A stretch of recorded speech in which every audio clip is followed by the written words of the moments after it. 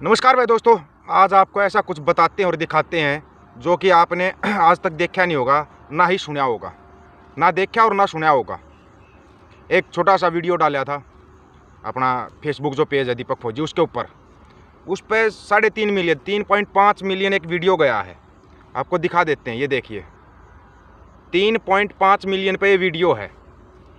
ये जो अमजद खान का वीडियो डाला था, इस वीडियो की खासियत क्या है पता है?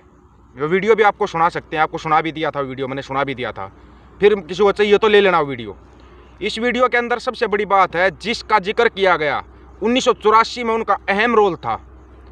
पंजाब 1984 और हरियाणा 2016 कभी नहीं भूल सकता, कभी भी नहीं भूल सकता। जो भूल गया, जो 2016 को भूल गया वो हरियाणवी नहीं, और जो 1984 को भूल गया वो पंजाबी नहीं, वो सिख नहीं है जो 1984 को भूल जाएगा। आज आपको बिल्कुल आराम से बताएंगे कौन था, किसने क्या किया था पंजाब के लिए और किसने क्या किया था हरियाणा के लिए।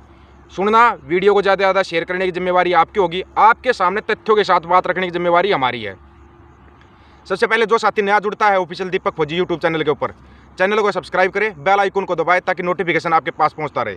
वीडियो को शेयर आप करोगे, आपके सामने जो सच्चाई है वो हम रखेंगे। सच्चाई बहुत ज़रूरी होती है, क्योंकि बहुत सी ऐसी सच्चाइयाँ हैं जो आपसे छुपाई गई हैं। वैसे भी अभी तो इतिहास को वैसे मिटाते जा रहे हैं। जो वीडियो था अमजद खान का, उसमें वो शुरुआत के अंदर एक छोटी सी बात बोलते हैं। उस बात को आपने तकरीबन सुना भी है, नहीं सुना है तो दीपक फौजी के नाम से जो फेसबुक के ऊपर पेज आप उस पर जाकर सुन भी सकते हो, नहीं तो आपको ना दिखा भी देते हैं, दिखाई सुना देते हैं। पहले तो उन्होंने एक जिक्र किया था, एक आदमी का जिक्र किया है, ये ले सुनिए।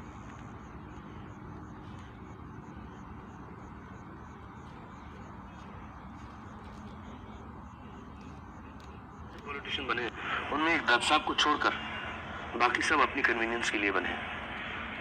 सिवाय दत्त साहब के हर आदमी इस वजह से पॉलिटिशियन बन गया है कि उसका कोई ना कोई फायदा यहाँ पे दत्त साहब का जिक्र हो रहा है, सुनील दत्त साहब का जिक्र किया इन्होंने।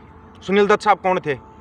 यह सभी जानते हैं। सुनील दत्त एक बहुत बेहतर अदाकार थे, बहुत ही बेहतर अदाकार।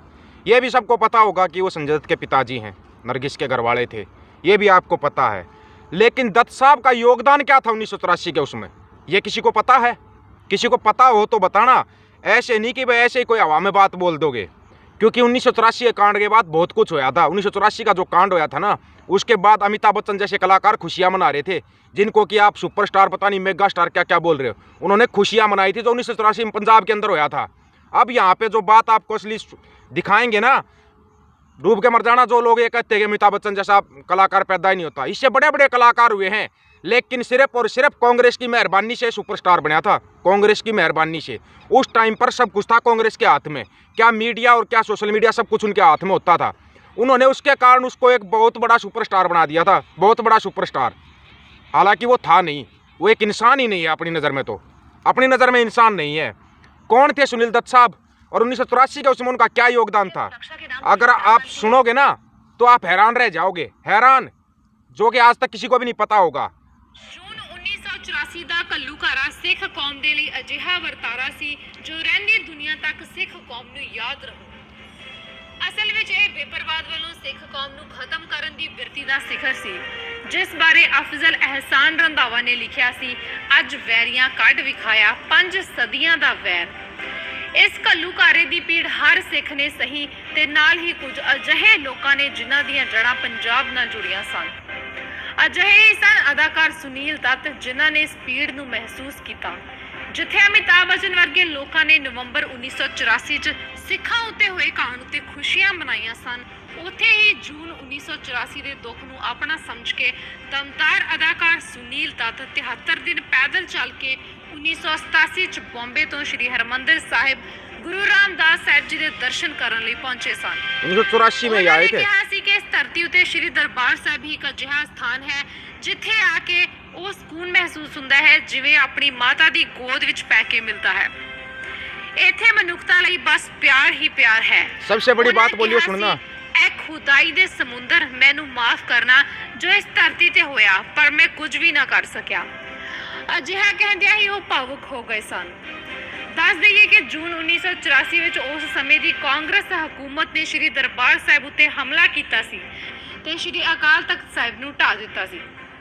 ਇਸ ਹਮਲੇ ਵਿੱਚ ਸਿਰਫ ਕਾਂਗਰਸ ਹੀ ਨਹੀਂ ਸਗੋਂ ਅਕਾਲੀ ਦਲ ਭਾਜਪਾ ਸਣੇ ਭਾਰਤ ਦੀਆਂ ਸਾਰੀਆਂ ਪਾਰਟੀਆਂ ਦੀ सहमति ਸੀ।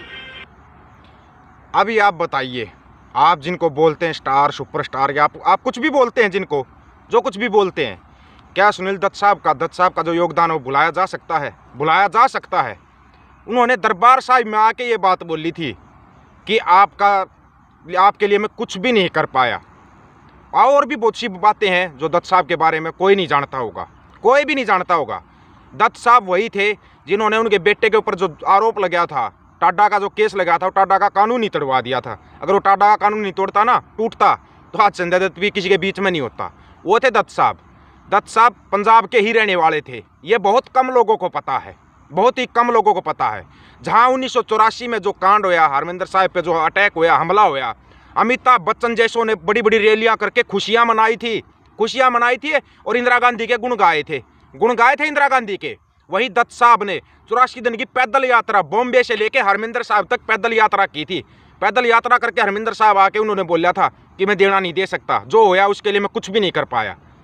एक ऐसा अभिनेता जो पॉलिटिशियन होते हुए भी एक इतना साफ सभी का पॉलिटिशियन था, क्या है आज के टाइम पे कोई ऐसा अभिनेता जो कि पॉलिटिशियन बना और जो कामयाब होया हो? वो ऐसे इंसान थे जिनको कि रहती दुनिया तक याद करना चाहिए, रहती दुनिया तक। क्या कोई देना दे सकता है उनका? देना दे सकता है? नहीं दे सकता, कोई भी नहीं दे सकता। ऐसे इंसान सदियों में एक बार पैदा होते हैं, एक ही बार पैदा होते हैं। और ऐसे इंसानों के बारे में जो अफवाहें उड़ाई गई कांग्रेस के द्वारा, सबको पता जो क्या क्या अफवाहें उड़ाई गई थी। नरगिस से शादी की थी तब भी क्या अफवाहें उड़ाई गई थी कि वो एक मुस्लिम से शादी की है, ये किया वो किया, बहुत कुछ उड़ाया गया था उनके बारे में। लेकिन उस इंसान ने जो पंजाब के लिए किया, कमेंट करके बता देना किस किस पंजाब के किस किस सिख को याद है कि 1984 के अंदर सुनील दत्त साहब ने ये यात्रा की थी। किस किस सिख को याद है, बता देना आप करके, एक बार कमेंट करके बता देना।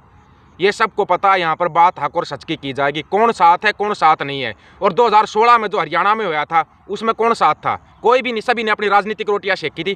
क्या कांग्रेस थी, क्या बीजेपी, क्या सब ने अपनी राजनीतिक रोटियाँ सेकी थी 2016 में। आज आपको समझ में आ जाना चाहिए, मरता एक आम इंसान है, राजनीति करने वाला राजनीतिक रोटियाँ सेकता है, उस लाश के ऊपर राजनीति करते हैं लोग यहाँ पे।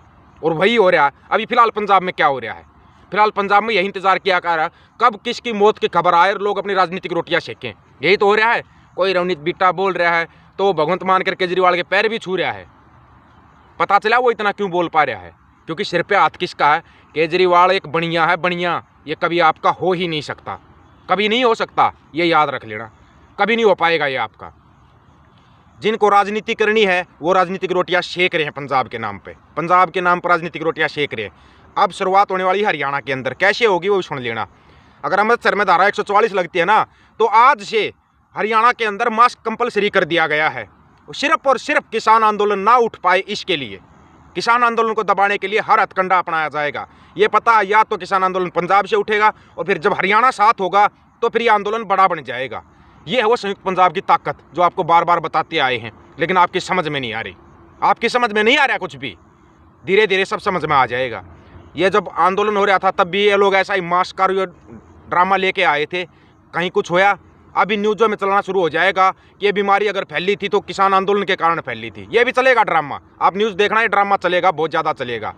अगर इस ड्रामे को दबाना है तो अपनी संयुक्त पंजाब की ताकत को एक कीजिए, अपनी एकता को मजबूत कीजिए। नहीं तो इतिहास को तो ये लोग मिटा ही रहे हैं, मिटा आपको भी देंगे। कहीं आप अगर इस घमंड में हो कि हमारा इतिहास किसी ने देखा नहीं है, इतिहास में रह जाएगा, वर्तमान तुम्हारा खराब हो जाएगा। फसल और नस्ल एक करनी है, बचानी है ना अपनी, तो आपको अपनी एकता दिखानी पड़ेगी। वो संयुक्त पंजाब की ताकत आपको दोबारा दिखानी पड़ेगी, ये याद रखना। अगर संयुक्त पंजाब एक रहा तो कोई दबा नहीं सकता, ये याद रख लेना बस। वीडियो को शेयर आप लोग करोगे, आपके सामने सच्चाई हम रखेंगे। सभी साथियों राम राम, नमस्कार, आदाब, सत श्री अकाल। ऑफिशियल दीपक फौजी यूट्यूब चैनल, बात हक और सच की जाएगी। चैनल को सब्सक्राइब और बेल आइकन को जरूर दबाना। वीडियो को शेयर करने की जिम्मेवारी आपकी है, आपके सामने सच्चाई रखने की जिम्मेवारी हमारी है। वाहेगुरु जी का खालसा, वाहेगुरु जी की फतेह।